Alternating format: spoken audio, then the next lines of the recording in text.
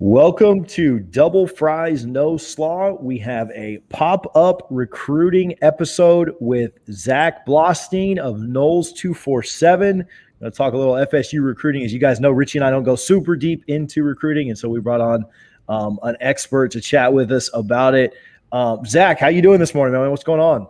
Afternoon, Great, I guess. I guess we're afternoon now. Yeah, I'm great, man. I'm over here at Florida State again. Obviously, this week is open for recruiting, which is kind of unique. I mean, it happens every year, but this final week of July kind of opens up. It gets crazy for a bit, then it closes down. So, going to be over here for the week as things come to a close. But yeah, man, I'm excited. Has the weekend been kind of a blur for you? I know you've been up on campus the whole weekend, just doing a ton of stuff. What's it been like to cover another one of these massive recruiting weekends?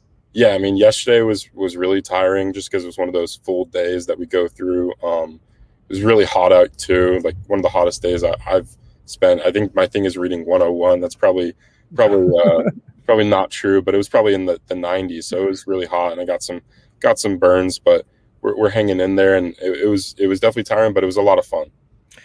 Richie recorded the podcast last night with his AC out in his house, and because his wife wouldn't let him like board up the dog or kennel the dog, they had to like just kind of like sleep through it or whatever. And Wow. so yeah, Richie feels your pain, I guess. Like, I don't know, I told him like I was going to put my air down to like 65 in honor of him, and he wasn't a big fan of that. So, all right, we're letting some people get in here. If you guys have questions for Zach on specific recruits, specific things that have happened, I mean, feel free to shoot those. Share this if you're watching it. If you're on Facebook or Twitter, wherever, YouTube, if you could upvote it or like it or share it, we certainly would appreciate it.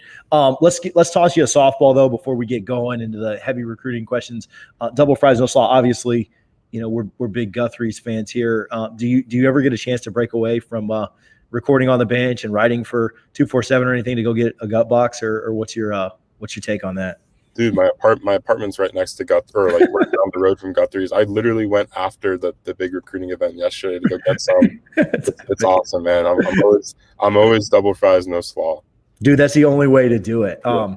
Go by today and just tell them to put your order on me. Like, just tell, like, go. I mean, I wish I'd have known you were going yesterday, but go by today, tell them to put your order on me. Hey, if you're in Tallahassee and you tell those two locations at 1818 West Tennessee and 2550 North Monroe, if you tell them that we sent you, you get a free drink with your meal. So I don't know if you took advantage of that or not, but like people need to, I mean, drinks aren't that expensive, so like you're not dying, but you save a couple bucks, you save a couple bucks, right? So, yeah. All right, cool. We got a good number of people in here. We'll get rolling with some recruiting talk. We appreciate, again, your time. Don't want to keep you too long. I asked Brendan about this when he was on a little over a month ago with the last big recruiting event that Florida State did. Can you talk to me about the energy of the weekend? How did it compare to other events that you've done? How was it different? Just what was the energy on campus this weekend like, and even today? Yeah, well, I mean, just from the start of the event yesterday, like before the actual camp began, recruits started entering the building at like 8:30 a.m. Josh and I were out there kind of watching it all unfold. And from the moment the day starts, you see Mike Norvell kind of leading the charge with the rest of the staff out there with him, greeting the big time recruits that are visiting campus. I think the first guy we'll talk about in a bit, but new defensive tackle commitment Daniel Lyons was the first guy on campus, and Mike Norvell and the entire staff was out there to greet him and his entire family that accompanied him on the trip. So the energy just starts from the top, and you see it amongst the entire on-field and off-field coaching staff. They just bring a ton of energy the entire day. They did it for the entire month of June, and obviously they got a little break, a much-needed break for these first couple of weeks of July, but things opened up back again, and they're starting right where they left off. They got a little bit of a break, and still Coach Norvell and a couple of the guys on the team had to go up to Charlotte even during their break. So no off days for Mike, at least him. Some of the other coaches maybe some time off. All right, so you brought him up. We'll talk about him. 3-star defensive tackle Daniel Lyons committed to FSU yesterday. Beat out Miami. Miami had an offer there, right? Like, I mean, is that fair enough to say? I mean, can we say that he stuffed Manny in a locker, whether it's true or not? Like, talk to us about that. Talk to us about that commitment, what he kind of brings, and what FSU's getting there. Yeah, well, I think Miami was definitely like probably the other option for Daniel Lyons. Like that's a place he visited multiple times in June as well, more times than FSU, in fact. So, but yeah, he came to campus today or yesterday at Florida State, got in at 8:30 a.m. Accompanied by his parents, his siblings, looked like some like a grandma or grandpa along with him. So it was like 10 family members in total. So from the start of the day, it just looked like what you see when a kid commits to a school. You bring the entire family and just kind of make it a full experience. And I think Josh and I put in our crystal balls pretty early on in the morning. When the camp started around 3 p.m., we were out right by the tunnel while the recruits were heading out into the stadium. And Daniel Lyons walked out, and all the FSU coaches that were on the field were kind of heading into the tunnel to go and congratulate him. So we were like, okay, he just committed. And we broke the news. So it was just a really cool experience, just kind of getting to see it all happen in first person right in front of us. And it's a huge win. Obviously, we talk about a lot about how, Florida State needs to improve the trenches, and the defensive tackle room and the board hasn't looked like super promising this year and in the years past. Just with FSU's struggle on the field, they haven't done a great job of recruiting that position. But Daniel Lyons is definitely a guy that can make an impact at Florida State, and it's a guy that many schools were after, including Miami and Oklahoma and a couple other schools that were involved with him throughout his entire process. So you talk about the trenches and the need there. Obviously, a big commitment on that side of the ball. Flipping over to the other side, another trench commit, right? Daughtry Richardson commits to FSU, 3-star offensive tackle. Talk to us a little bit about him. A second commitment of the day. It was Florida State fans were obviously excited when they got the first one, but then the second one comes in, and you're like, "Whoa, this is great." So talk to us about Daughtry committing as well. Yeah, so Daughtry, goes on Instagram Live and announces that he's choosing Florida State over Miami and Kentucky as the other two contenders. It seemed like Kentucky actually tried to make a move late, and it looked like they could have possibly landed him. But Florida State got Daughtry on the phone, several times over the course of July and just, secured things away and made sure that that he was ending up there. So big win at a major position of need at the offensive tackle position, because that's where Daughtry projects best at the next level. We know they have a lot of guards committed already. To be specific, maybe some of those guys can push to tackle, but Daughtry's a real tackle prospect. He's got the frame, 6'5", 280 to go with it. So definitely good to see them land an offensive tackle. He might not be a super elite tackle, but he's definitely a guy that can help them out in the future. Staying on that offensive line side, those were the two commitments that we picked up yesterday. But staying on the offensive line, 4-star offensive lineman Easton Harris Jr. was back for a second time this summer. Coming back for an OV when we play Notre Dame, so just under 6 weeks away or there, right? Getting close to opening game, but he's going to go to UF and then make a decision later. How do you feel? You definitely have to like Atkins against Hevesy, right? Like in that matchup. But how do you feel with his recruitment, where he's at, and what kind of needs to happen for FSU to kind of land another massive commit there? Yeah. Well, he came out of the visit yesterday and told me that Florida State is his number one school.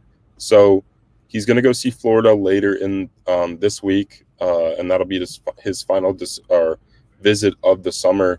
Like you mentioned, he's going to official to FSU for the Notre Dame game, and then he'll be making his decision on October 28th.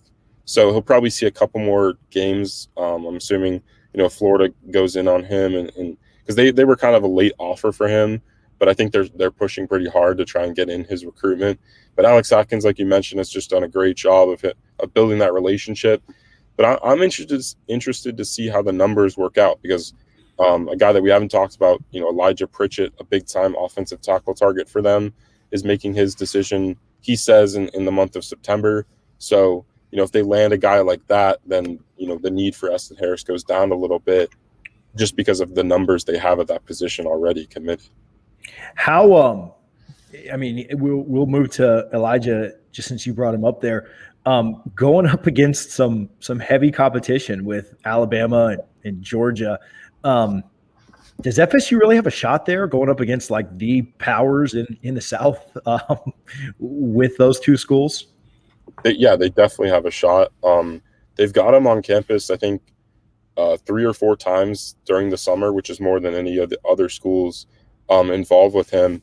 You know, the biggest worry is Alabama, right? Like if Alabama wants a kid, there's not usually a case where they don't get that kid, especially, you know, against Florida State recently. I mean, you know, a couple years back you could say differently, but I think Florida State's done a great job. You know, with him committing, he says in September, he's going to take a couple game visits. That's what he wants to do.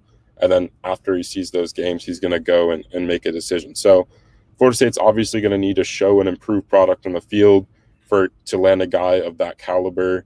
But if they can manage to do that and overcome Alabama and Georgia for such a talented prospect like Pritchett, it would just be incredible. And, you know, you got to pay respect to Alex Atkins and the job he does in recruiting that position. My next question is also one that a fan just threw in. Appreciate Ryan with this question. Talk to us about Marvin Jones Jr. Being on campus, obviously a legacy. His dad's probably the greatest linebacker to ever play, you know, at Florida State. Saw their video of them rolling up and hitting campus, but talk to us about Marvin Jones Jr., his recruitment, his visit, and then, you know, the thoughts around his recruitment. Yeah, the biggest thing is that he brought his dad along, like you mentioned. He had never done that before on any of his previous visits to Florida State, and I don't believe in any other visits to any other schools as well. But it looks like his dad's going to start getting more involved with his recruiting process and just accompanying him on these trips that he's taking to these schools. So it's a good sign that Florida State got him on campus. And, you know, the best sign is that he's on campus for multiple days. I just saw him roll by. I think they went to go get lunch. You know, Odell Haggins and Marvin Jones, you know, Shade Tree, his dad are riding in a car going to get lunch somewhere. Maybe Guthrie's, you never know. But yeah, man. But it's just huge for Florida State to get him on campus again this summer. You know, for a while it seemed like FSU was on the outside looking in with schools like Alabama and Ohio State really involved, but they've got him on campus more times than any other school. And they're going to get him back for an official visit during the season when FSU plays Miami. And, you know, he's a guy that's going to take his recruitment to the distance, but I really like where FSU stands. We'll get a chance to talk to him when his visit concludes either tomorrow or Wednesday. That's what we're hearing. So that'll be like another multi-day visit for him, for Marvin Jones Jr. again this summer to Florida State. So it's just big. Check out Noles247 for the updates there. I know you guys will do a full interview. You guys do obviously a great job. I hate to give Brendan too much credit, but you guys, Nee and Josh and Brendan Sinone, all of you guys do a great job over there at Noles247. So stay tuned over there. Go check them out because I know that in-depth update once his visit is over will be really, really good. If you guys have questions, and there's a lot of you tuned in, logged in right now, I can kind of see everybody kind of popping around in the chat and stuff. If you have other questions, please feel free to shoot those in, and we'll ask Zach as long as your question doesn't suck. D Middle 47, talk to us about it. This has been what everybody wants to know. You know, like 2 is not enough. We want 17 coming out of any kind of visit weekend. So, do you expect anything else that could happen? You know, this weekend. Are you anticipating anything else happening soon? Obviously, you may get some commitments that come out of this, you know, down the road. But are you expecting anything else right now? Not currently. I don't think I have any crystal balls like entered for any prospects that are making it in later this week or that made it in yesterday. I think, you know, definitely Florida State's going to land some of the guys they got on campus yesterday, whether that be soon or, you know, come signing day. They'll definitely sign a couple of the guys that tripped to Florida State yesterday. So, you know, I know everyone wants like immediate results, but it's just the process of building relationships for this staff with a lot of these recruits and getting them on campus as much as possible. So definitely laying the groundwork for what's looking to be a promising class. We just spoke about Elijah Pritchett, but somebody asked specifically, would you say that we lead for him, or is it kind of up in the air still? I know that, you kind of gave your thoughts on what needs to happen for us to land it, but where would you say that we are in a pecking order right now? I think like at the top, it's got to be like Florida State and Bama. Right now, I'd give FSU the edge just because he's made more trips there than any other school, including Bama. The one worrisome thing is that he's going back to Alabama later this week for some recruiting event that they're holding right before the dead period starts again. So, if he wasn't visiting Alabama later in the week, I'd for sure say Florida State's leading. But yeah, you got to always worry when Bama's getting a kid multiple times on campus during the summer, and I'm sure they're going to get him on campus again, to start the season. We'll take more questions if people have them in the chat again. We appreciate your time. We don't want to keep you too long, but I've got a question of thought. I asked Brendan this, and we've talked with Newberg about this. You just kind of want to get your thoughts. Cam, I see that question. I like that. I'm going to ask that in just a minute. Thank you guys for keep sending in the questions, and we'll get them answered here in a few. Florida State currently has the number 8 recruiting class in the country, according to the 247 composite. But everybody always says like the games have to get played, and Florida State has to show improvement on the field. They do have a very tough schedule. We've talked about, they're going to be an underdog at least 5 times with Miami, Florida, barring something pretty crazy, right? Miami, Florida, Clemson, North Carolina, and Notre Dame, and then maybe a few more times outside of that. You look at the Wake Forest game, you look at some different things that we have to play. So Florida State could show a lot of improvement and go 6-6 or 5-7, maybe 7-5. Top end of a schedule record. How much? I mean, you're talking with these kids, on a daily basis. You're pretty well connected with them. They're not fans like we are, but how much do the wins and losses and the showing improvement and things like showing improvement is different than wins and losses? But how much will the wins and losses matter for holding the recruiting class together? What's your take or vibe there?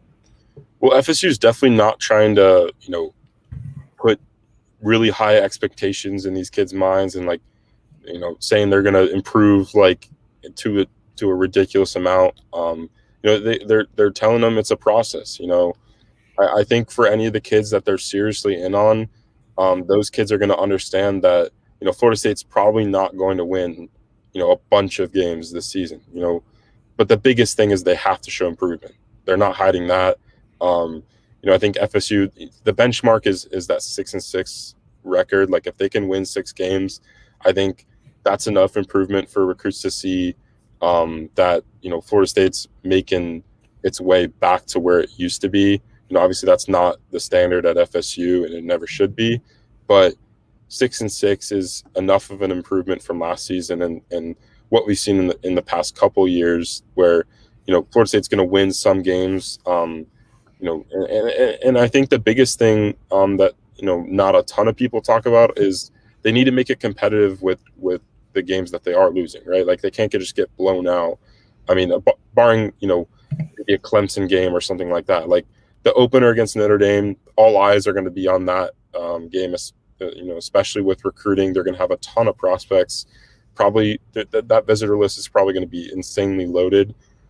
So I think in that game specifically, you got to keep it close. If Florida State doesn't go out and win against Notre Dame, which they shouldn't be, favored to do so, they got to keep it within, striking distance to where, fans and recruits can kind of see that Norvell has the program in a positive direction. Yeah, I want to say last year we were something like 18-ish to 20-point dog, and I think we ended up losing by 14 or 16. So did cover the spread, which was nice. Maybe it was 23 even. I don't know. Did cover the spread. I think this year it's right around 10 points. And so yeah, if you can at home cover the spread again, keep it to a 1-score game, look a little more competitive.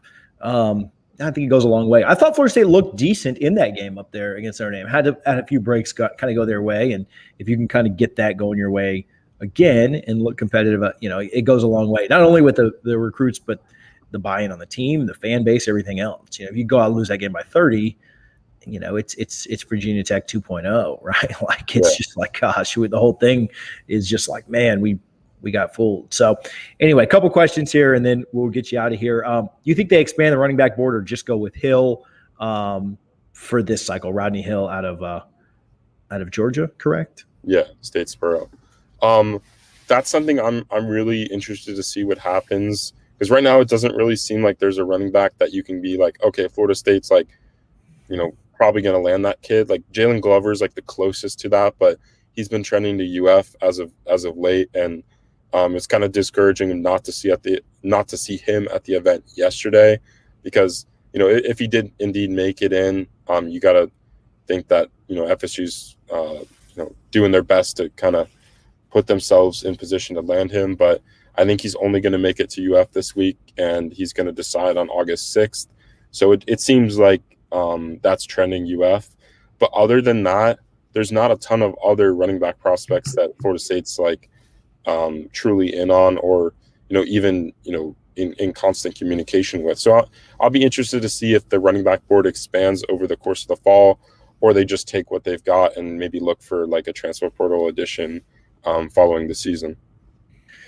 Another one here from Chad asking about Williams with Mississippi still pressing pretty hard. How do you feel about that commitment there? Yeah, well, I spoke to Trevion Williams, who's referring to the 2022 defensive line commit to Florida State at the Seminole Showcase yesterday. And he mentioned to me that the only schools he's currently in communication with still are Florida State and Mississippi State. So, FSU will have to fend off Mississippi State throughout the season, it looks like, just because he's a Mississippi kid. And I think, whenever you go into that state and try to reel in a guy of that talent, it's going to be difficult just because in the past, a lot of those kids like to stay home. But I think it's pretty encouraging that he came back for this event. His family is super, super close with the Florida State staff. Like, they joke around all day and they're hanging out. They just seem like really good friends. So it would surprise me for him not to end up at FSU for right now. But you never know as the season unfolds. We've seen it time and time again where if FSU doesn't show a great product in the field, anything can happen. So I think right now I would say I'm not too worried. But Mississippi State's still in the mix. Robert asks about any plans for Armella to visit in the future. How do you feel about our chances with him? Yeah, I mean, no plans that I know of for Armella to visit. He's been pretty quiet recently, like with his recruitment in total. Like he didn't take a ton of visits in June. I think he saw like LSU, FSU, and Miami were the only three schools he really visited. Maybe Bama, but I actually don't think he made that trip. So his recruitment's kind of weird, man. Like I don't really have a great read on it. Just because, I think he's kind of banking on, like a Bama or LSU really coming after him, but I'm not sure that that's the case. I think Florida State or Miami are the true, options for him. So I'll be interested to see, he might impress some coaches at Bama or LSU during the season, and maybe they push harder for him. But I'm really interested to see, what official visits he makes during the season, and how that is affected by, what Florida State already has in that offensive line room. If Armella wants in, I don't think they'd turn him down in an instant, right? Like he's a legacy kid, and you gotta take him, and he's talented in his own right. So I'm just, I don't have a clear read on where he's leaning or anything like that. So, but I don't think his recruitment's anywhere close to done. Zach Blostein of Noles247. Thank you so much for hanging out. Talk to us about your work over there. Obviously, they can follow you guys on social media, but shout out your Twitter handle. Shout out your, obviously the website's Noles247.com, but the stuff that you've got coming out, plug yourself a little bit here. Yeah. On Noles247, we spoke to pretty much all the, key targets and commits at the Seminole Showcase yesterday. So we'll have updates posted, in the coming days. Josh and I will be writing a bunch of stuff. So definitely head over there. We've got a bunch of good scoop already on the site, some photo galleries, all that kind of stuff. So definitely check that out. And then my personal Twitter handle is zblostein247. You guys can follow me on there, and I'm always posting recruiting stuff if you guys are into that.